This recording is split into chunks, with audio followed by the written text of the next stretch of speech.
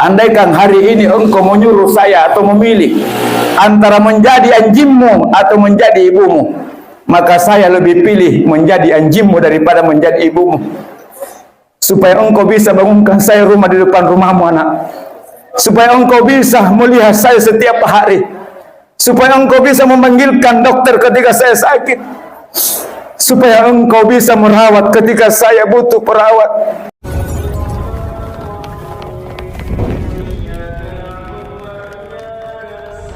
Biar tiap tahun berangkat haji, tiap bulan berangkat umrah, salat 5 waktunya di masjid, bacaan Qur'annya hatam tiap minggu, zakat sedekah infak jalan, puasa Senin Kamisnya jalan, tapi anak itu durhaka sama orang tuanya. Jangankan masuk surga, mencium bau surga pun Allah haramkan. Ridanya Allah ada sama orang tua dan murkanya orang tua, jengkelnya orang tua akan mendatangkan murka Allah. Seorang anak ketika berjumpa dengan orang tuanya, mangkabbalah baina ainaihi ummi, siapa anak yang ketika bertemu dengan ayah dan ibunya kemudian dia peluk dan mencium kepala ayah dan mencium kepala kening ibu, lahu sitran minan nar, maka anak itu haram tubuhnya dimakan apinya neraka. Masya Allah, beruntung yang masih punya orang tua. Kalau Pak Jasman masih hidup orang tuanya, Masya Allah, saya sudah meninggal adik-adik. Nabi sallallahu alaihi wasallam mengatakan, siapa yang ketika bertemu orang tuanya dia peluk orang tuanya, dia cium kepala ayah dan dia cium keningnya ibunya, maka anak itu tubuhnya haram masuk neraka. Ada lagi hadis yang mengatakan ketika orang tua makan dan anak makan bersama orang tuanya dalam satu meja, kemudian orang tuanya memberikan nasihat-nasihat, petua-petua, dan anak mendekatkan diri di dekat orang tuanya karena menghormati, maka pahalanya sama dengan 1 kali pergi haji, 1 kali pergi umrah.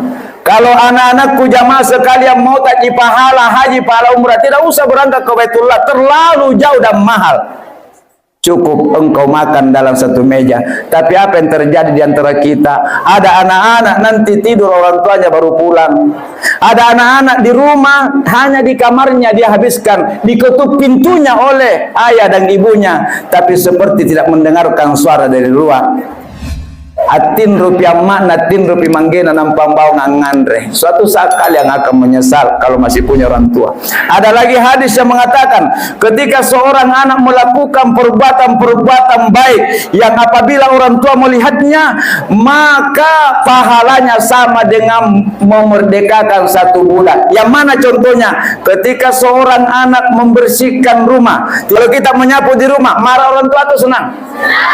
Makanya jarang ada anak-anak itu yang melakukan, karena setan tidak mau. Iblis tidak mau itu anak melakukan di hadapan orang tuanya, karena setan tahu pahalanya. Apa pahalanya? Misalnya anak mencuci piring, orang tua senang apa marah? Senang. Makanya jarang anak-anak yang melakukan. Kenapa? Setan tahu pahalanya. Karena orang yang melakukan sesuatu kemudian orang tuanya senang, maka pahalanya sama dengan berperan di jalan Allah. Seorang sahabat datang berbayat, ya Rasulullah, saya ikut perang, saya ingin ikut perang Badar. Tapi Nabi bertanya, apakah masih hidup orang tuamu? Masih hidup ya Rasulullah. Bayangkan Yaman dengan kota Madinah 1000 kilo hadirin. Nabi mengatakan, kau pulang ke rumah, kau rawat orang tuamu, jangan biarkan sendirian. Tidak ikut berperang. Kenapa? Karena engkau akan dapat pahala seperti yang mati di jalan Allah Subhanahu wa taala. Maka adik-adikku yang saya muliakan, sekencang-kencangnya doa kita, tapi orang tua sering kita buat hatinya tidak bahagia. Apalagi kata-kata tak kasar sama mereka, demi Allah. Hanya fata morgana itu yang terjadi. Kelihatan bahagia di hadapan orang tua, tapi demi Allah, cepat atau lambat penderitaan akan datang. Kenapa demikian? Saya dan kita semua anakku tidak bakalan bisa seperti ini kalau bukan karena orang tua. Orang yang paling tulus dan ikhlas merawat membesarkan kita. Bahkan segala duka laranya mereka sembunyikan di hadapan kita dan tidak pernah dia ungkap, hanya karena tidak mau menghalangi hidup kita, hanya karena tidak mau melihat kita susah. Orang tua itu kadang-kadang menyembunyikan dirinya kalau dia sakit dan tidak pernah mengeluh sama kita. Kenapa? Karena dia tidak mau mengganggu kita. Maka adik-adikku yang saya muliakan, kalau tidak ada kegiatan tak di luar rumah, kalau maghrib pulang ke rumah. Jangan nanti tidur orang tua baru pulang. Teman-teman itu bagus, tapi ingat tidak ada teman sejati. Sekali kita hianati mereka, mereka akan meninggalkan kita. Sekali kita sakiti mereka dengan sikap kata-kata, mereka akan menjauh dari kita. Apalagi kalau kita jatuh di titik nol, mereka akan pergi. Tapi ayah dan ibu yang selama ini mungkin kita anggap biasa-biasa, tidak penting kehadirannya, hanya penting kalau kita butuh pembeli ini, pembeli itu. Perhatikan ketika kita sakit, siapa yang merawat kita 24 jam tanpa kita bayar, tanpa kita gaji? Hanya 2 orang di dunia ini yang akan bisa melaksanakannya, ayah dan ibu kita. Di rumah sakit, berapa lama pun kita sakit terbaring, tidak ada teman yang datang menjenguk, apalagi menjaga kita. Mereka tidak peduli dengan penderitaan yang kita alami, teman-teman. Tapi ayah dan ibu yang selama ini mungkin kita sepelehkan, tidur pi baru kiminro ala papitinro kimbau ngangandre saking tandre na pontin dari kanta. Ayah mungkin di rumah sakit bisa tidur jauh dari anaknya di lantai, tapi ibu kita 9 bulan 10 hari di perutnya tidak bakalan tidur jauh dari anaknya yang sedang sakit. Dan kita lah ini, dia akan cari tempat tidur di sampingnya. Kalau tidak ada tempat tidur di samping anaknya, ibu kita, dia akan ambil kursi dan dia akan tidur sambil duduk di samping tempat tidur kita di rumah sakit. Kadang-kadang besinya teralinya ranjang yang dia jadikan bantal. Kadang-kadang tangan kirinya ibu itu yang dia jadikan bantal. Tangan kanannya tidak berhenti mengusap, membelai kita dengan penuh cinta dan kasih sayang. Padahal kemarin ibu sudah berteriak-teriak memanggil kita, tapi kita lebih senang memenuhi panggilan teman-teman. Anak-anakku yang saya muliakan, saya cintai, besok lusa kita akan mendapati ayah dan ibu, tapi sudah terbujur kaku di rumah. Saat itu Anda akan datang memeluk ibu sampai dia dikuburkan. Demi Allah, pelukan hari itu anak tidak ada lagi artinya. Kemana kita ketika mereka masih hidup? Jangankan kita peluk kepalanya ibu, kita cium keningnya ibu yang pahalanya diharamkan dari neraka. Memandang wajah mereka pun seperti tidak penting karena habis waktu tak dengan teman-teman di luar sana. Demi Allah, Anda akan peluk ayah dan ibumu, tapi ketika terbujur kaku tidak ada artinya lagi. Karena dia tidak bisa membalas belayang, dan saat itu kita tidak akan merasakan lagi telapak tangan ibu dan ayah yang pernah memeluk kita ketika kita sakit, yang pernah memeluk kita ketika kita menderita. Apalagi kalau sudah dimandikan, mau disalati, dan itu yang terjadi di luar sana, teman-teman sekalian. Punalit bapini bungkus kain kapang ngamak kamanggeta nampak kiraka. Tidak bisa lagi kita sentuh kulitnya, tubuhnya. Apalagi kalau ayah atau ibu sudah dibawa ke kuburan, kemudian dimasukkan di tanah, di liang lahat. Anak saat itu rela meraba tanah. Bahkan anak itu mencium tanah saat itu. Tapi meskipun engkau mencium tanah, karena Anda sadar di balik tanah itu adalah ayah saya, di balik tanah itu ibu saya, tidak ada lagi artinya. Kemana kita ketika ayah dan ibu masih hidup? Kenapa beras sekali duduk makan bersama dengan mereka?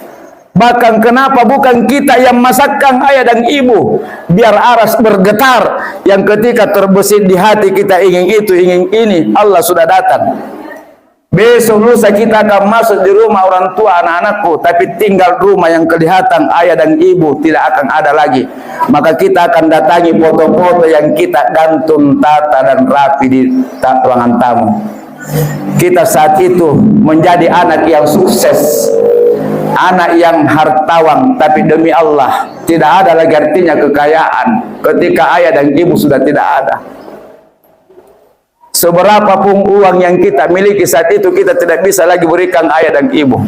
Kita akan datangi fotonya ibu dan kita akan lap kalau dia punya debu. Kalau miring kita akan benahi. Kenapa nanti setelah jadi kertas-kertas ayah dan ibu kita baru kita jaga di rumah. Bahkan fotonya kita simpan di HP. Ketika mereka masih hidup, bukan fotonya ayah dan ibu di HP kita. Na'udzubillahi min salik. Besok kita akan masuk di rumah orang tua anak-anakku, tapi tinggal tempat tidurnya yang kita temukan di rumah. Saat itu seperti tidak ada lagi harganya hidup di dunia ini tanpa mereka berdua. Seorang ibu pernah menangis gara-gara sikapnya sang anak. Ibu yang ditinggal mati oleh suaminya, akhirnya ibu ini menjadi single parent. Dia besarkan, dia korbankan hidupnya hanya karena ingin melihat anaknya menjadi pemuda yang sukses di kemudian hari. Dan alhamdulillah seiring dengan berjalannya waktu dan sesuai takdir, anak itu benar-benar menjadi pemuda yang kaya raya, menjadi pengusaha, lalu kemudian menikah dengan perempuan yang dia cintai, kemudian mandiri bikin rumah, punya anak, semakin sibuk sehingga tidak ada lagi waktu pulang ke rumah orang tua. Karena sibuk, tapi orang tuanya, ibunya mengerti, punya istri, punya anak, punya bisnis.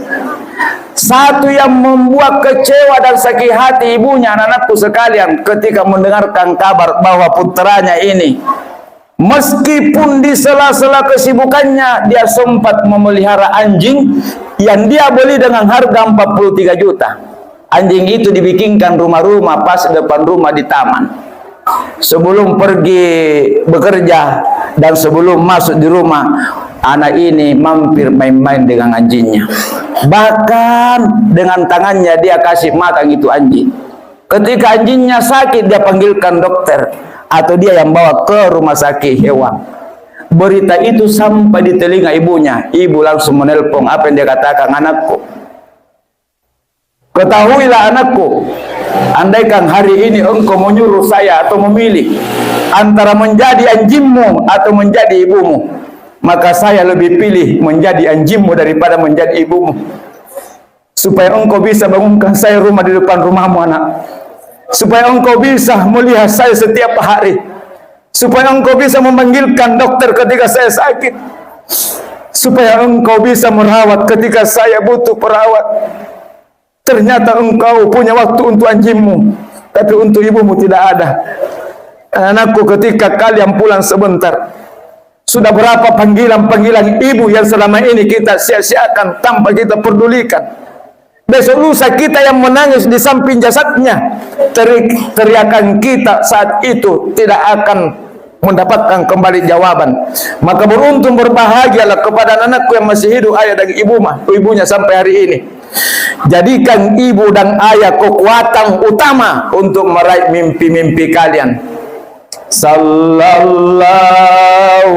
ala Muhammad, sallallahu alaihi wasallam. Oh, maaf jika ada yang tidak berkenan di hati jamaah sekalian. Terima kasih atas segala perhatiannya. Subhanakallahumma bihamdik, asyhadu an la ilaha illa anta, astaghfiruka wa atubu ilaik. Wassalamualaikum warahmatullahi wabarakatuh.